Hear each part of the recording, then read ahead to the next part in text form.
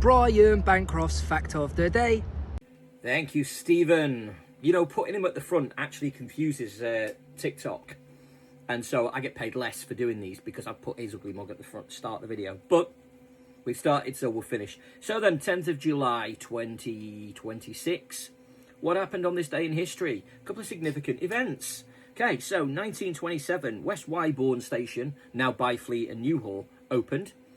And in 1928, Sherwood and Thornywood, two stations on the Nottingham Suburban Railway, opened for the grand total of 1 day only.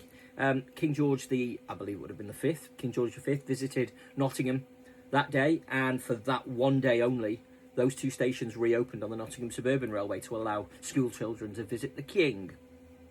And so they should too, absolutely. So we move on to trams, and on this day, if you remember 4 days ago, we said, 4 days ago was the end of London trams. Well, on the 10th of July 1901, the first ever London tram operated, with the exception of George Francis Train's experimental one, but actual service.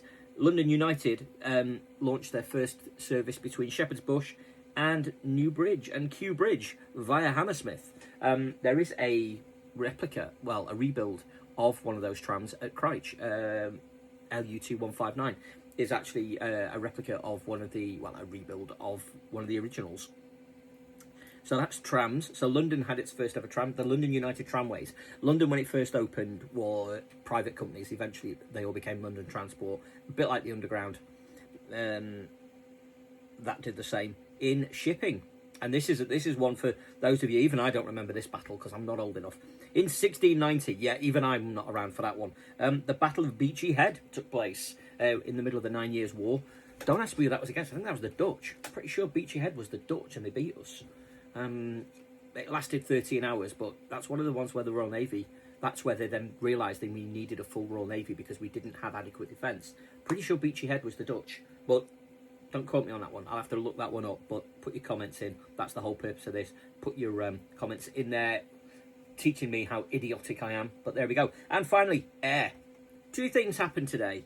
On the 10th, because it's the 10th of July, 1940, it is officially registered as the start of the Battle of Britain. Spitfires, Hurricanes. The attacks on sea lanes stopped, and attacks towards the airfields started today on the 10th of July 1940. So today is officially the start of Battle of Britain Day. I'm not sure the RAF recognise it as the Battle of Britain Day today. I know they have a commemoration, but I think it's the end of the Battle of Britain Day, not the actual start of it. But today is officially the start of the Battle of Britain Day 1940. And in 1947, the British Airspeed AS-47 Ambassador, if you know your British European Airways, former British Airways, they called it the Elizabethan class. Now, what's significant about that aircraft is it is the aircraft, or one of the aircraft, that was involved in the Munich air disaster in 1958. That was an Airspeed AS-47 Ambassador that was launched today on the 10th of July 1947. So there we go, random facts.